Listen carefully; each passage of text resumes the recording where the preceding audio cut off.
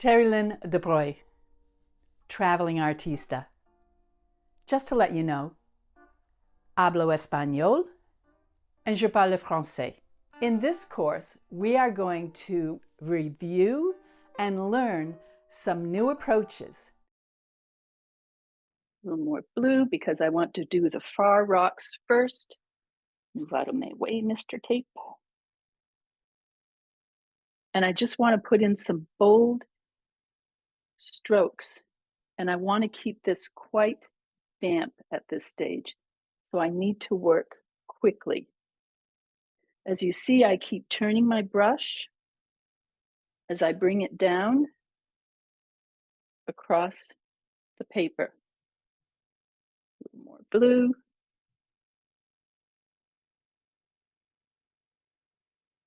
And a little more brown. I'm just back and forth, mixing as little as possible. I'll pick one color up with one edge of the brush and the other color with the other edge. Some more wetness here. On these rocks that are coming down the front on this side, I'm going to add some burnt sienna. As they're coming closer and I want them bold. But you can see how loose the strokes are. You don't have to worry about a lot of detail. Now comes the plastic. I kind of wrinkle it. You can see you can make it long striations. You can bunch it up this way. For this effect, we want those long striations. So I'm going to start up in this corner, just set it down. I'm going to pull so it has those lines coming out and across, press it down into the paint a little bit. These areas I want a little larger. And you can kind of see what's going to happen underneath. So at this point, you have a chance to adjust it slightly. You also have a chance, and I'm going to take my calligraphy brush, to pick up, and if you want a little more color in some areas, just barely lift the corner and touch underneath. And the plastic will draw that paint up into your painting, up into that area of plastic. I want to throw in a little bit of soft sky before I move on.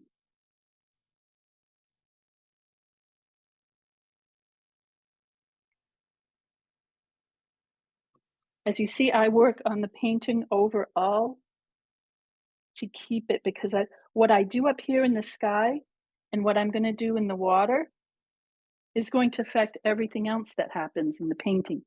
Everything affects every other aspect. A lot of people, I have seen people who paint like they're doing a puzzle, but for me, I want to see how everything is working together. I'm going to drop in some dark clouds up here.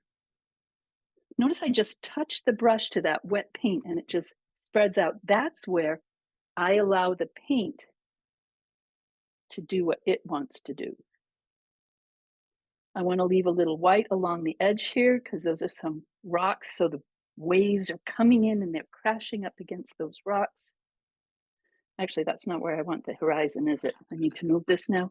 I had this up here, so I had a clean, crisp line up there at the horizon. And I run the edge of the brush right along that to keep that edge up there.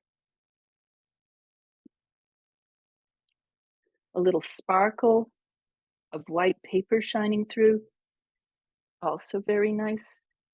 I'm just dancing the brush across the painting here now. It creates a little bit of waves, but as you go into the distance, it gets flatter and goes further away. Hannah, how are we on time right now? We have lots of time, so it's fine. And we had a question Yes. about what kind of tape we need that works for the first part. Does that matter? This is mask. I'm sorry. Yeah, do we have any tips and tricks to make it work? This is just a masking tape. It often comes in a buff color. I like it when I'm teaching online to use the black because it just sets off the painting a little bit better. You can get it in a buff color, which is kind of tan or ivory, or in black. I really highly recommend that you do not use a colored masking tape or painter's tape. These tapes, if you put that blue or that green all around the edge of your painting, it is going to highly affect what else happens in the whole painting, because everything, as I said, is in relationship to everything else. So it's better to use a neutral black or the tan. Now, this is a tricky part. We have to wait. We have to be very patient with watercolor. I'm just going to, back here in this distance, set this in. And now I need it to dry before I come back in with some finishing details. But see how quick that was. This looks a little dry. I'm going to check it. And to check it, I just lightly lift the edge. And if I lift it, I hope you can see that the paint is moving as I lift that. That means it's not dry yet. And to get these nice shapes, we want it to dry quite well. I have a Bachelor of Fine Arts degree and a number of master level courses from the university and the academies. I have been teaching for over 30 years to a variety of levels, in a variety of media, and almost any age level. But I really prefer adults, and I'm so excited that Artefacto offers us the opportunity to work internationally with other teachers and students right here online. One of the magic aspects of watercolor is sometimes it does something totally unexpected and wonderful. So here's the reveal, right? So we just lift it up, and as we're lifting it, we make sure that the paint underneath is dry, and it is. But you can see that it has created a very natural texture for the rocks. I didn't have to do a lot of work. I didn't have to paint all these tiny pieces of texture. The plastic and the paint did it for me, and the paper. The paper helped a lot as well. And you can see there's like natural cracks in there. At this point, I am going to add in the trees. I have some trees up here in the background, so I've kind of pre-mixed a green. I'm going to add a little more blue into it because it's a little too dark here. It's kind of a bluish green, and I like doing the little trees in the distance. I have painted this spot many, many times. It's one of my favorite spots along the coast of Maine. It's called Pemaquid. And the more you paint one subject, the more familiar you become with it. So as you notice, my brush stroke goes up. Wait, you can't see it, sorry. My brush stroke goes up because that's the direction the trees grow in. And at the base of it, I want it a little darker because that's where the shadows are. And my brush is just kind of dancing across the paper. I have a sponge where I remove some of the paint or some of the water if it's too wet. Again, always being aware of the balance between the water and the paint. I'm going to drop in a couple brighter greens. You're not really going to be able to see these until they dry. Drying, be aware that watercolor tends to dry about 1/3 lighter than how you put it down. I'm going to make my brush. You can see how it's separated now. Is that showing down here?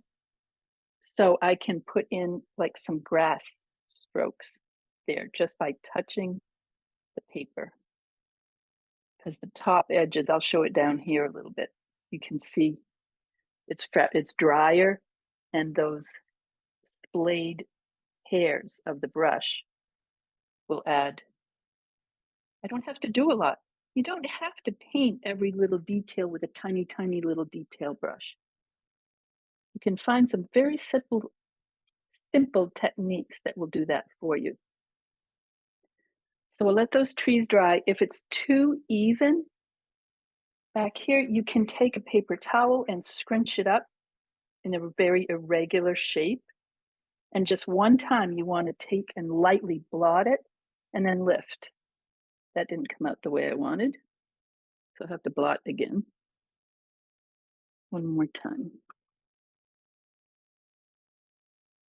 It took away a little too much, so because it's still damp, I can just touch and put some more back in. Another little fun technique with the rocks or the distance. Let's do something in the distance. I want a shoreline back here. So I'm going to pick up a shoreline blue, which will be more in the Terrilynn family because it's far in the distance. And you notice I never leave my brush in the water because there's glue in the ferrule here. This is called the ferrule. On the metal brush, it's more obvious. There's glue in there, and if you leave it sitting in the water, it's going to bend and curl these gentle hairs on your brush, and it's going to dissolve the glue. You don't want that happening. The hairs start falling out then. And then I lay it down flat on either a sponge or a paper towel to dry. This is just an old plastic card, credit card or whatever. Another great tool to use. I'm going to kind of push it back and forth and hope this comes out. Pushing it back and forth in my paint pile here, picking some up, and then I'm going to run it along the edge of my horizon here and pull it up a little bit. And look at that, it creates like there's a distant shoreline over there. Another thing we can do that by using that straight edge, it keeps it straight along the water. I want some dark lines. This is the paint I had ready for this. In the rocks, I'm going to follow some of these natural cracks that the plastic made and emphasize some shadow areas, if I can get it going.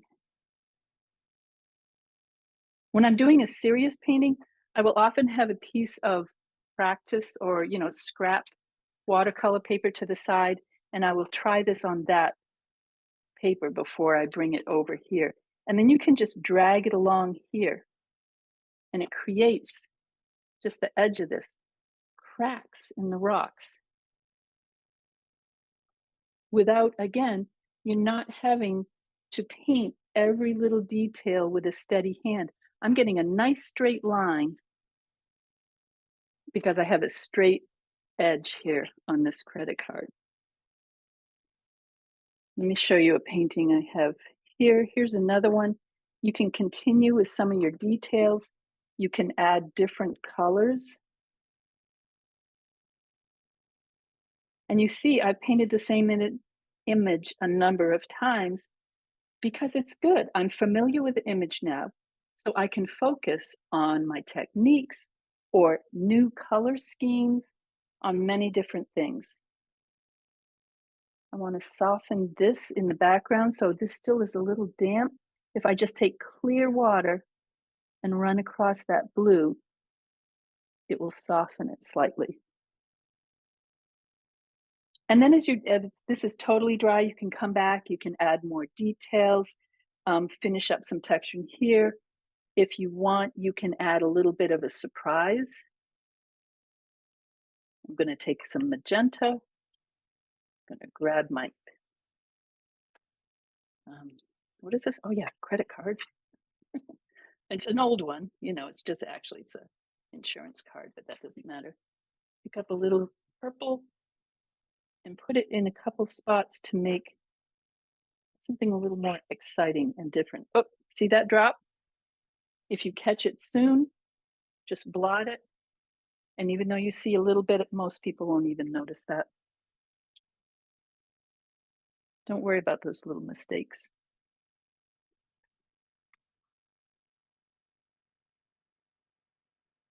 Anyway, play with these techniques and have some fun.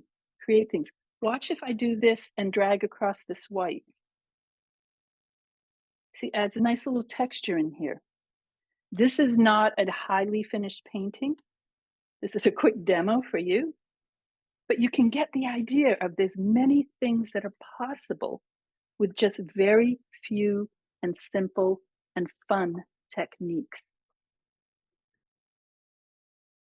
So if we're thinking more of a storm, We want blue-gray.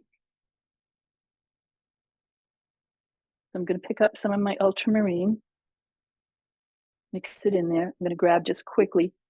I don't use black very much, but I'm doing a quick little demo here. I'm touching up to pick up some of that brown. And now I'm going to have a somewhat dry brush. Remember how we kind of splayed it? And you can see the tips of the hairs there. And now we do something bold. Take a deep breath. Here we go.